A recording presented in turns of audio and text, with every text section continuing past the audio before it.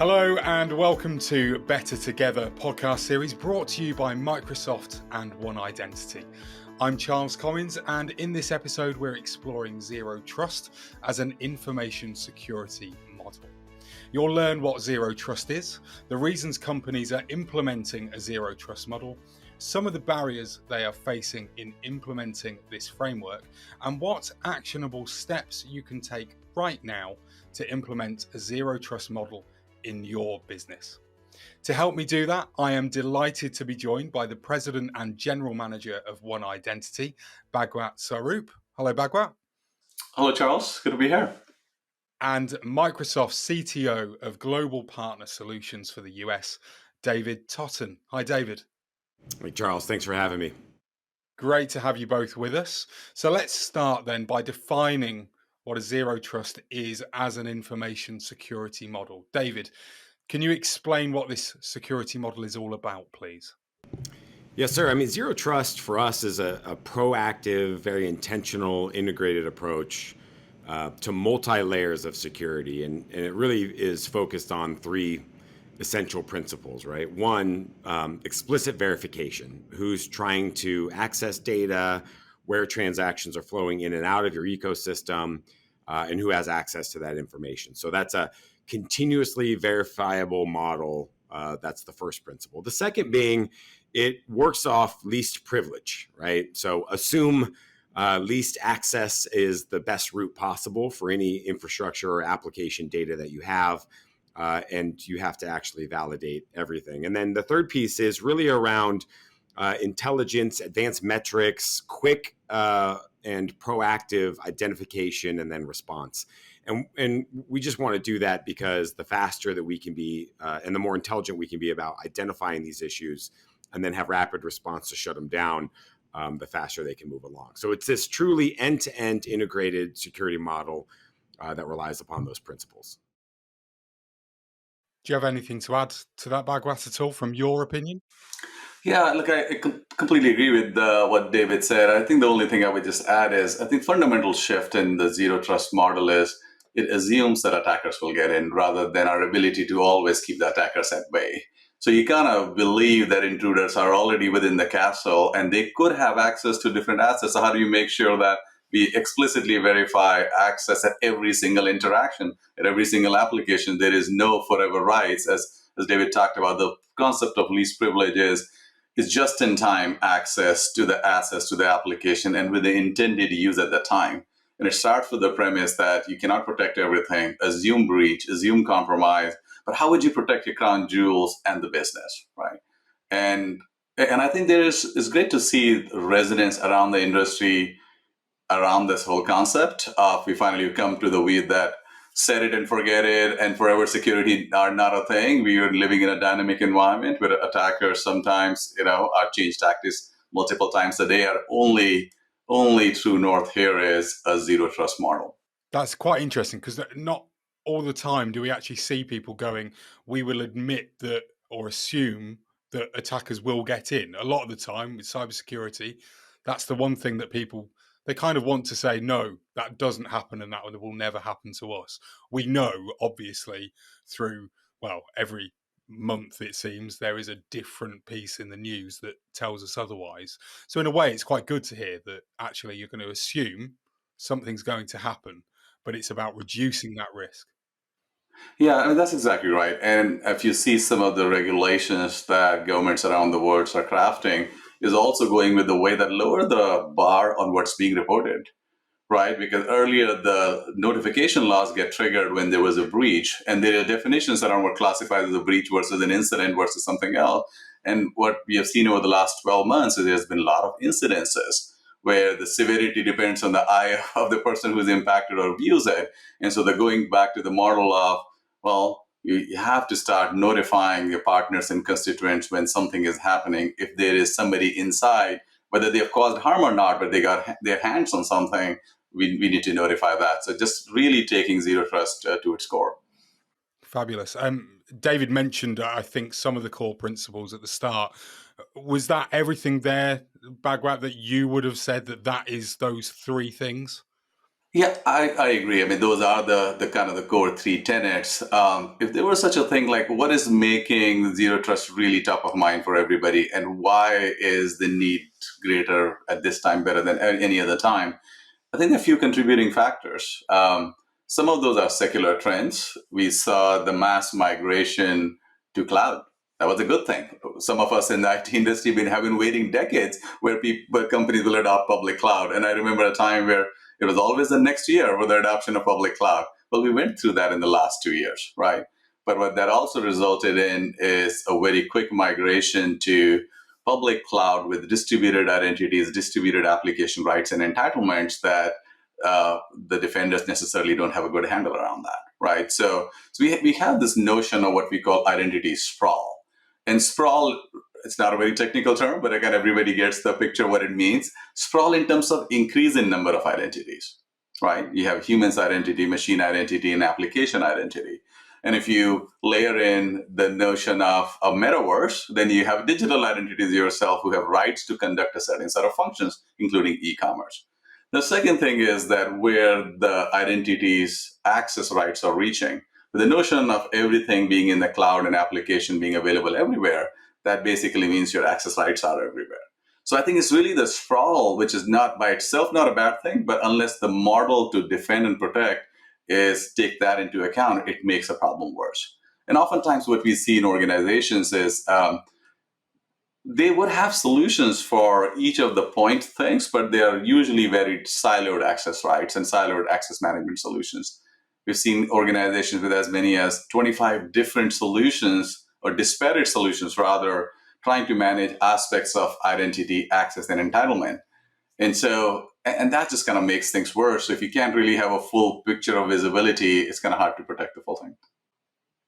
Yeah, I would love to jump in on that as well. I think that's the core of this really interesting time in security and data collection, data access that we're facing. We want everybody to have access to their information wherever they are, particularly what we've seen over the last several years, people working from remotely, people working from home, people working from different offices, whether it's partners, customers, distributors, everybody, we want to have more access to more information and more data.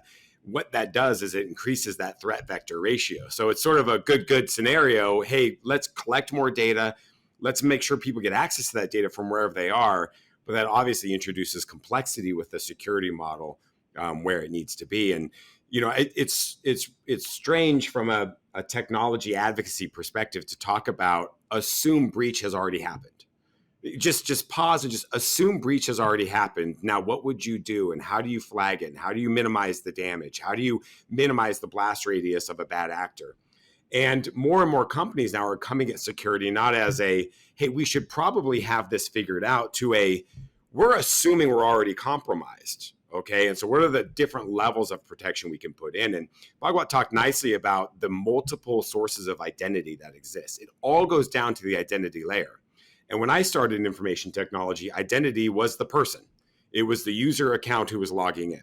Now each application, or each data store has their own identity. Each call to a data store has their own identity. So you've got personal, you've got application-based, you've got data. With the metaverse, you've got virtual calls for information and applications. And it's just a never-ending stream of entry points, if you will, for bad actors to take advantage of a suspect's security posture. Which is why, like when we talk about the best first step is understand identities. Just understand the identity landscape that you have within your organization, within your distribution, within your supply chain, within your partners.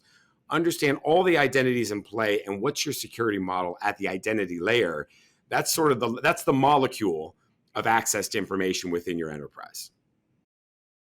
That's exactly right, David, and couldn't have said it better. I mean, I was just thinking of another analogy in the medical field. Like if you go to a doctor, they never tell you that you'll never get sick. Or I'll give you this pill which will protect you from everything. They tell you, here is a hygiene, wash your hands, take your vitamins and all of this so you remain healthy, but at all points be vigilant. And I think zero trust in a layman's language is a bit of that. Assume that the bad things will happen, but how do you protect yourself against the most severe things? And going back to the identity being the core of it, this is really now more and more people recognize that identity is so-called the new perimeter, which really starts with The bad guys also know that where the keys to the kingdom are. Like rather than breaking 256-bit encryption, it's easier to do credential abuse or privilege abuse. And so they go to the path of least resistance and wreak havoc. I really think that's great that we're finally going to that point where we are going to assume that this is going to happen. And like you say, that analogy is brilliant about the doctor never telling you that you're not going to get sick. That's perfect. I mean, do you think you mentioned before the move to cloud-based operating, David? Is that one of the things that we've seen driving businesses moving and implementing this zero trust model? Are there any other market dynamics that are specifically showing this? Yeah, I mean, I think the first factor is just increase of devices, access points, bandwidth, technology improvements, right?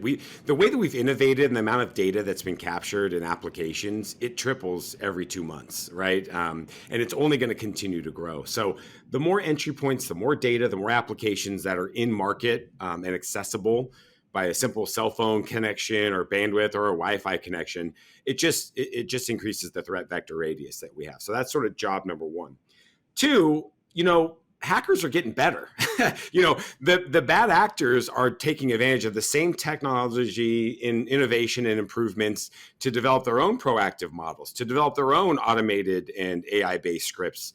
And so they're finding new ways to take out vulnerabilities on both old and new IT environments.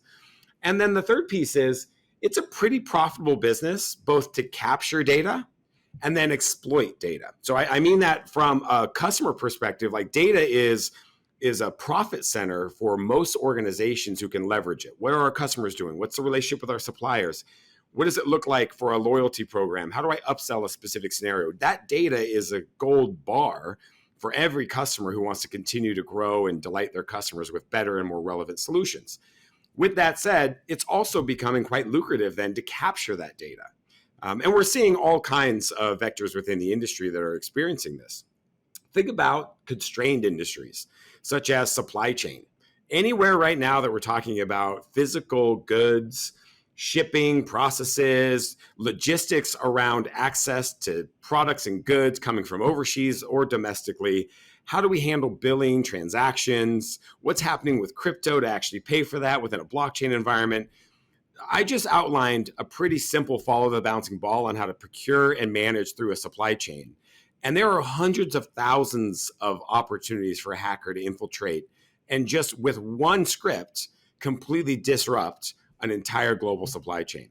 And we're seeing the pressures on people getting access to not only their data and their applications, but physical goods at a much higher rate right now than we've ever done in the past. And Bhagwat, I know you and I have chatted about this before. I'd love some of your insights on what you're seeing, specifically on pressures to procurement and supply chain management. Yeah, I think that's a great point, David. The one thing I would say, and we noticed this in the Verizon DBI report as well, a lot of people have this notion of a hacker as a lone hacker, right? Kind of a lone wolf, a guy in a hoodie. But what the research suggests that almost 80% of the breaches are conducted by groups, whether they are formal or informally organized. So think about the resources that the bad guys are bringing to bear. It's not a lone person. It's really they have sophistication, as David pointed about, automation, but also the resources and the means. And quite often, and especially in the current geopolitical environment, there are nation states which are sponsoring a lot of that, right? So the enemy here is formidable, right? That's the first thing to start with. The second thing I would say, the supply chain pressures are real. We've all seen the impact on physical goods, whether trying to procure a new washing machine or a new car. I think the supply chain backlog is running into years right now. That's without a cyber disruption, by the way. That disruption is largely driven by a pandemic and a lot of the geopolitical events. So in the industry, we're beginning to talk about not just the first-party identity verification of your employee, your workforce, but also external identity validation and verification, and the zero trust model is becoming really critical. So we already extend the model of identity protection to the customers, to the end consumer, but now it's extending to like third-party verification and the fourth party, which really goes to the depth of supply chain. And we're seeing customers to say, look, I want to have a certain set of confirmation and confidence that my supply chain will not be disrupted, or I would not be disrupted by somebody's identity being compromised in my supply chain. And as you can imagine, in certain industries, people share a design blueprints with the OEM model to create that. They want to make sure their IP is protected. They want to make sure that their financial environment is protected. So I think that's going to become increasingly as organizations implement a zero trust model within their organization. That's the first thing. Get your house in order, then get your friends to adopt that, and make sure the supply chain is secure. And I would say to the point around a cloud, this model of zero trust or supply chain disruption is not unique to cloud. Cloud, as David talked about, has increased the attack surface, so to speak, or the radius, so to speak. But the same kind of problems exist in the on-prem world as well. So I think I just always remind people that zero trust is not just a destination, it's a journey. And it's a model, it's a way of thinking, and then you can apply that in your current environment, whether it's on-prem or hybrid or cloud. And as everybody moves to the cloud, this becomes just even all the more important. Absolutely. I know One Identity recently commissioned a zero trust survey of 1,000 IT security leaders from around the globe, representing a wide range of company sizes and verticals. Bhagwat, can you just share some of the key findings from that study for us, please? Yeah, I'm happy to. Look, I think some of the insights that we got from the report were what you would have expected, but now there is a validation around that, right? And some were quite unique. I think the one thing that stood out is that roughly 75% of the organizations agree that zero trust is a critical approach. It is the true north. It should be a very important part of their overall security posture. So great. From awareness and agreement perspective, check. However, only 14% of the organizations said that they have a zero trust model today. So, okay, we all know this is important, but only a fifth of the people who thought it was important have it implemented, right? And then roughly around only 40% are saying we are just beginning to implement it today. So think about this as the biggest disruption in the industry is coming from cyber attacks and compromise and identity. People agree that this is needed to be done, but very few people have started on the journey. And there are many drivers of that. When we ask people, like, what were the things which are coming in your way? The first one, as you would imagine, is clarity. Like, okay, I can go get a budget for an endpoint solution, for an identity security solution. There's no budget line item today for zero trust. Again, going back to it's an approach, it's a model. So what is zero trust? So part of it is driving clarity. Part of it is also driving alignment around stakeholders within the organization to create budget categories. And the third thing is to really create the zero trust model, you need to have an integrated visibility and approach across multiple solutions. And this is where, as the topic of our webcast, better together could not be a better approach to that, because we need a better together model across companies coming together to help our customers implement a zero trust model. I think that sums it up really nicely in terms of that whole, like, if you go out there alone, then you're not going to be as good. I mean, David, you used the opposite before to talk about how hackers are getting better, but also about how it's more groups and they're organized. Well, therefore, the businesses need to get organized and need to work together to make sure that that whole group is uncompromised and keep everybody secure. Yeah, I completely agree with that. I think and Bhagwat just gave a really simple example.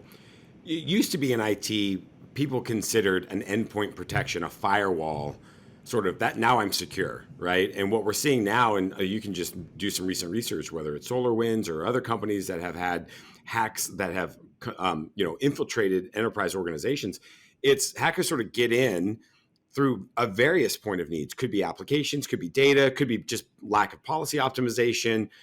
It could be just a lack of response to even threat protection tools. They get in and then they sit and they wait and they look at and they observe all the entry points and all the critical data that exists that then they can then go and take advantage of. And so all these pieces have to sort of fit together. And I'm proud to say, from a Microsoft perspective, we love creating infrastructure and platforms. And we've got a ton of services and a threaded, personal and enterprise-ready experience that's scalable, that's secure, that's integrated, that builds on one another. It's also a lot to consume for a customer, right? Like, what service do I leverage for what technique? And that's why, Bhagwat, initiated this. The relationship between One Identity built on Azure is the crucial sort of follow the bouncing ball through this myriad of services that Microsoft offers to make sure that all those entry points are closed. And again, we're at this strange paradox. We want people to consume, evaluate, buy more and more services built on Microsoft. But sooner or later, you've got so many services. How do they all tie together? And how do you make sure you've got a zero-based threaded security model through all those services? And that's why I'm grateful that, hey, I'm proud of the work that we do in R&D with Microsoft to build all these awesome services. I'm even more grateful that we have partners like One Identity that help us actually define with our customers that bouncing ball of access and identity throughout all those services to make sure that we can maintain that zero trust position.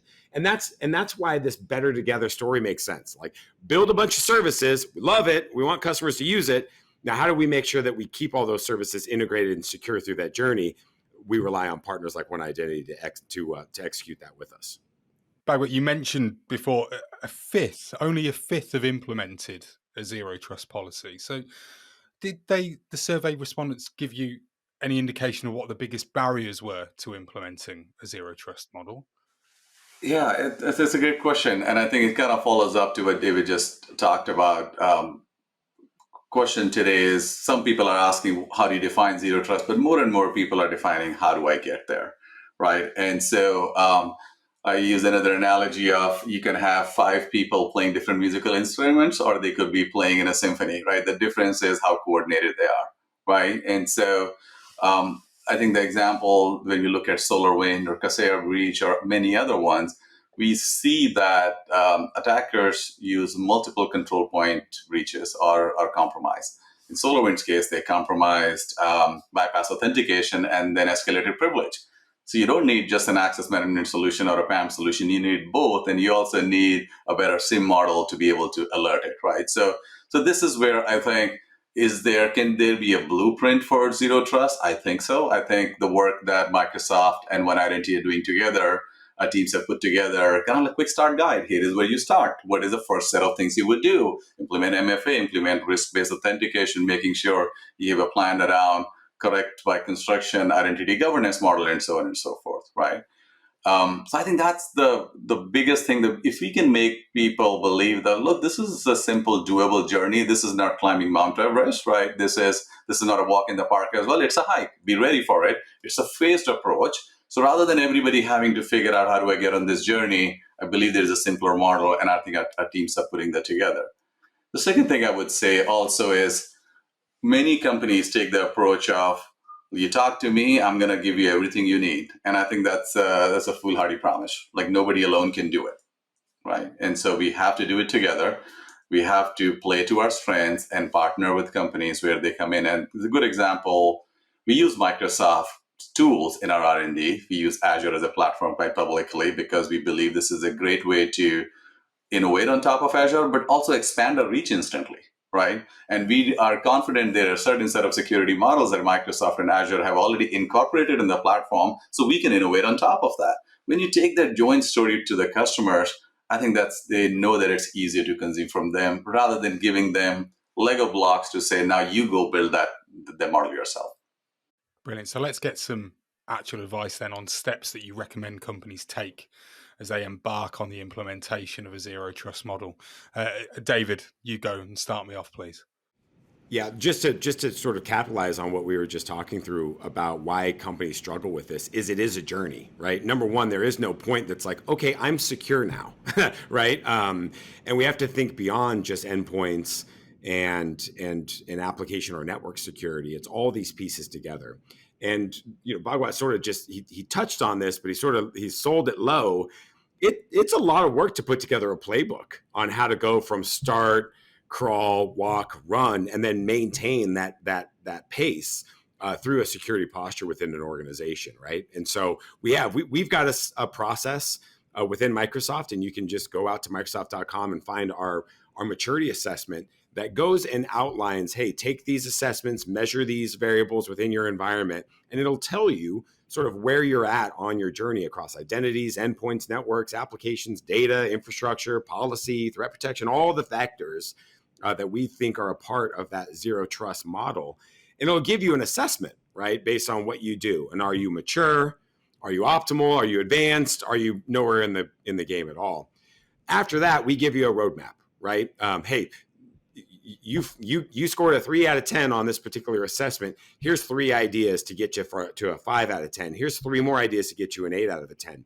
And what we want to do with that assessment framework is really give both ideas and templates and best practices and starter guides, and also build business cases for our for our customers, right? Like, hey, here's our journey.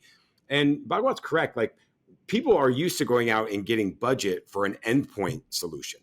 They're not used to getting budget for a 3-year security, complete rebrand, refactor approach. And so how do we get people and help them really do a strong project plan around how to improve their security posture? We want to actually do that with an assessment-based approach, and then provide recommendations on tools and processes to help make progress and on that maturity scale. So that sounds really like you're asking people to just stop thinking, I want to be at the end, and start thinking about the process of getting there.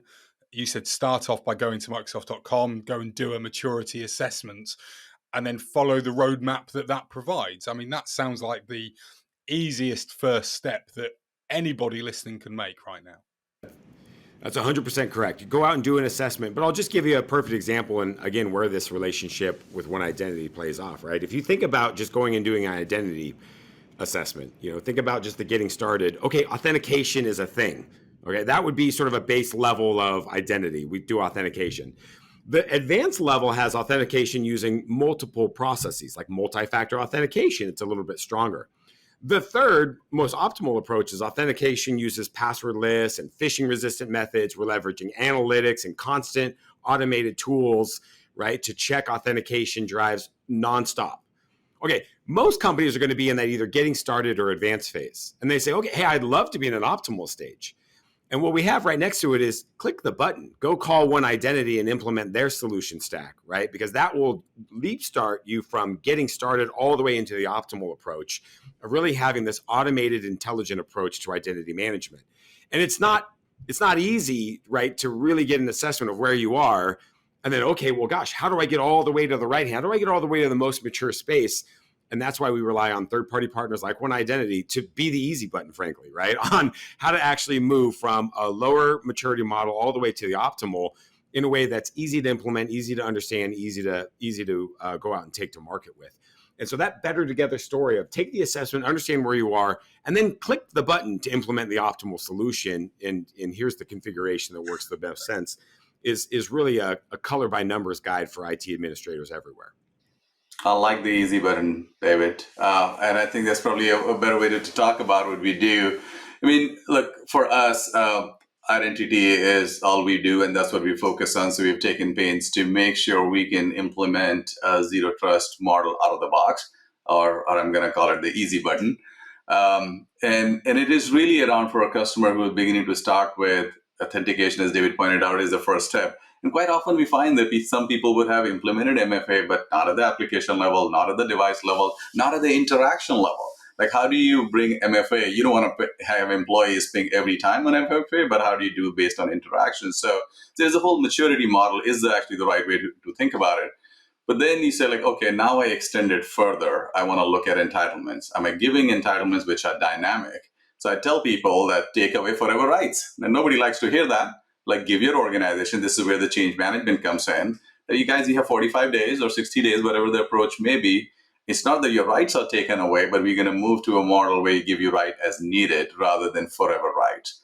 And so this is where we find out quite often that in an organization, people use less than 20% of the entitlements they're given.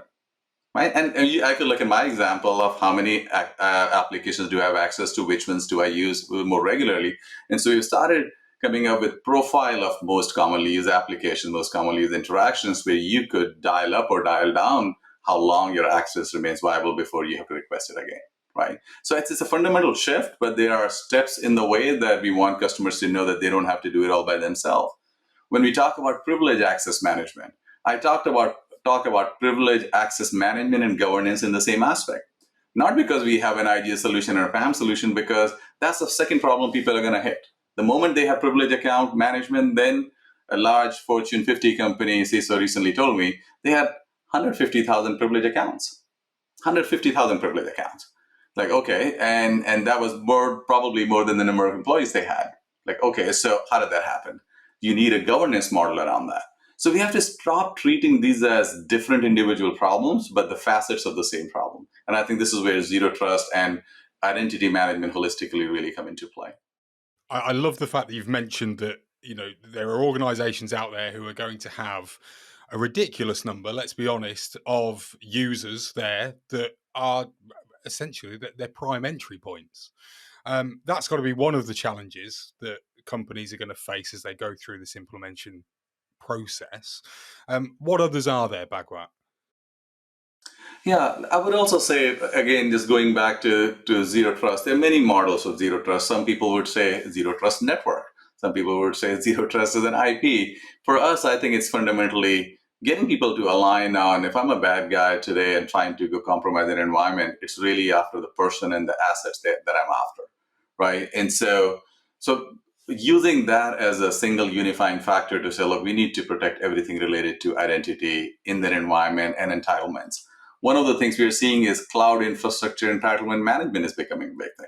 I know Microsoft has a set of solutions. I know we have built a set of solutions organically around that. And that just pays homage to the fact that, well, entitlements are everywhere. I sometimes tell people, like, we don't call it a color TV anymore. We say TV. So I don't talk about cloud entitlements every time. I talk about holistic entitlement management. And I think every single entitlement left unattended is a way for attackers to get it. Right? So we just have to make sure we're taking a holistic approach. And then one of the points that David talked about earlier is really around 360 visibility, right? Microsoft with the central platform and the set of services we have, we try to make sure we plug in with the ecosystem, Microsoft and some of our other partners, so customer can get 360 visibility so they can find out where are the points of weakness versus soft spots versus point there where they are pretty secure.